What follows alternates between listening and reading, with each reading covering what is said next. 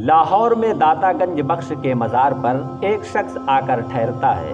کچھ دنوں تک یہاں ٹھہرنے کے بعد وہ راجستھان کے ایک علاقے کی طرف چل پڑتا ہے۔ راستے میں لوگ اس کی بہت سی کرامات دیکھتے ہیں اور اس کے ہاتھ پر لوگ مسلمان ہو جاتے ہیں۔ کہتے ہیں کہ ان کی تعداد 90 لاکھ تھی۔ آخرکار یہ شخص راجستھان کے اجمیر میں پہنچتا ہے۔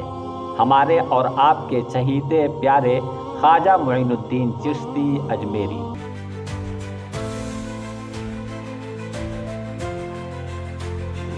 ایران کے ایک گاؤں سنجر میں ایک امیر گھرانہ تھا۔ دولت، شہرت، عزت، ہر چیز سے اللہ نے انہیں نوازا تھا۔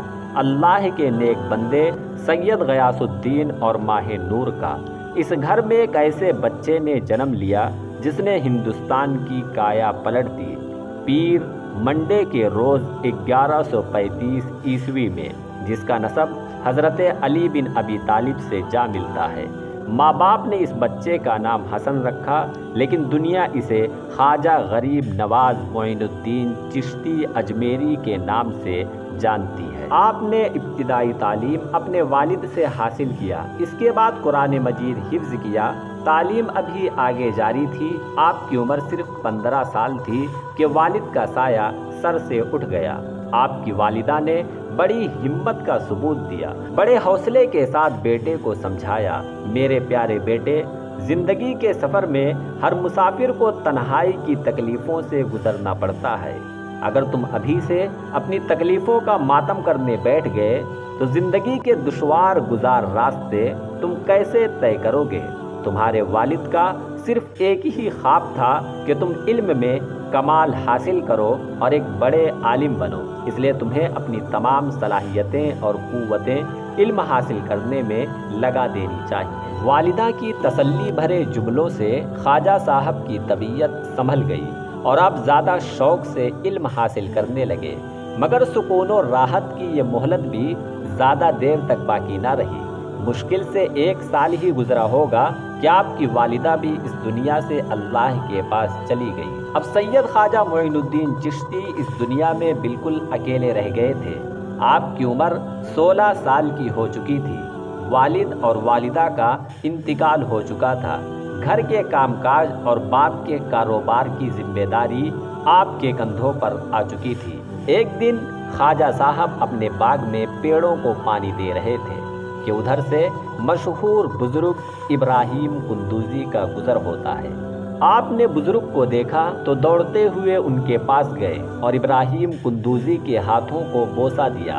ابراہیم قندوزی ایک نوجوان کے شوق محبت سے بہت متاثر ہوتے ہیں۔ انہوں نے پیار سے آپ کے سر پر ہاتھ پھیرا اور کچھ دعائیہ الفاظ کہہ کر آگے جانے لگے تو آپ نے ابراہیم قندوزی کا دامن تھام لیا۔ سید ابراہیم نے محبت بھرے لہجے میں پوچھا، اے نوجوان، آپ کیا چاہتے ہیں؟ خواجہ صاحب نے کہا، آپ کچھ وقت میرے باغ میں ٹھہریے، کون جانتا ہے کہ یہ خوش نصیبی مجھے دوبارہ نصیب ہوگی کہ نہیں۔ آپ کا لہجہ اس قدر محبت سے بھرا ہوا تھا کہ ابراہیم قندوزی سے انکار نہ ہو سکا اور آپ باغ میں بیٹھ گئے۔ کچھ سیکنڈوں بعد انگور کے گچھے 2 برتن میں رکھ کر آپ نے ابراہیم قندوزی کے سامنے رکھ دیے اور خود ہاتھ باندھ کر کھڑے ہو گئے۔ ابراہیم قندوزی نے اپنے جھولے میں ہاتھ ڈال کر روٹی کا ایک سوکھا ٹکڑا نکال کر معین الدین کی طرف بڑھایا اور فرمایا، وہ تیری مہمان نوازی تھی، یہ فقیر کی دعوت ہے۔ خواجہ صاحب ابراہیم قندوزی کے مشورے پر اپنے گھر اور باغ وغیرہ کو بیچ کر علم دین کی تلاش میں لگ جاتے ہیں۔ اس زمانے میں سمرقند اور بخارا علم کا گڑھ سمجھا جاتا تھا۔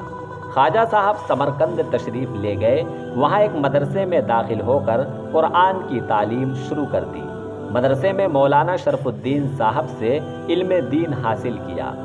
پھر بخارا چلے گئے اور مولانا شیخ حسام الدین بخاری سے تفسیر قرآن، حدیث اور اسلامک لاء پڑھا۔ تقریباً 5 سال تک بخارا میں شیخ حسام الدین کی نگرانی میں ٹھہرے رہے۔ اس کے بعد نیشا پور کے قریب قصبہ ہارون گئے۔ خواجہ عثمان ہارونی کے بارگاہ میں حاضر ہوئے۔ خواجہ عثمان ہارونی ایک عظیم صوفی تھے۔ ان کا تعلق سلسلہ چشتیہ سے تھا۔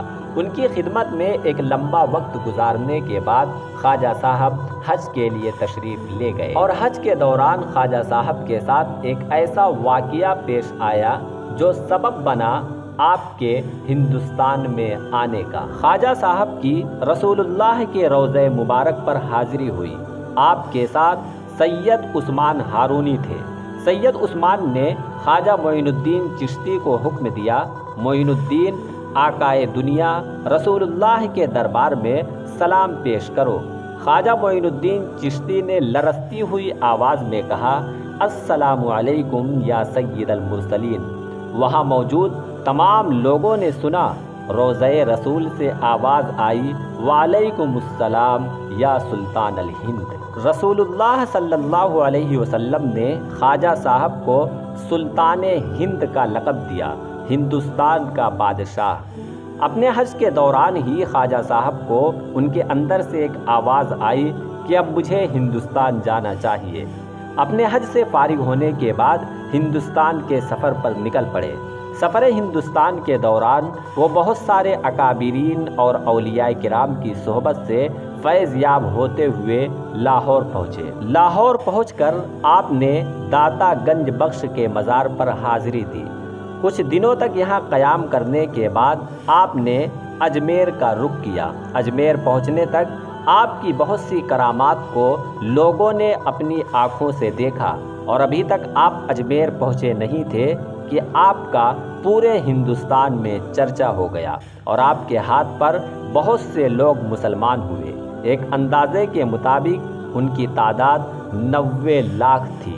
94 سال کی عمر میں 1235 عیسوی میں اجمیر میں آپ کا انتقال ہوا، اور وہیں پر آپ کا مزار بنا۔ ہر سال لاکھوں لوگ آپ کی زیارت کے لیے تشریف لے جاتے ہیں۔ آپ کی نصیحت لوگوں کے لیے صرف اتنی سی تھی کہ اللہ کے سوا کسی غیر سے مدد نہ چاہیں اور کسی کی طرف متوجہ نہ ہو۔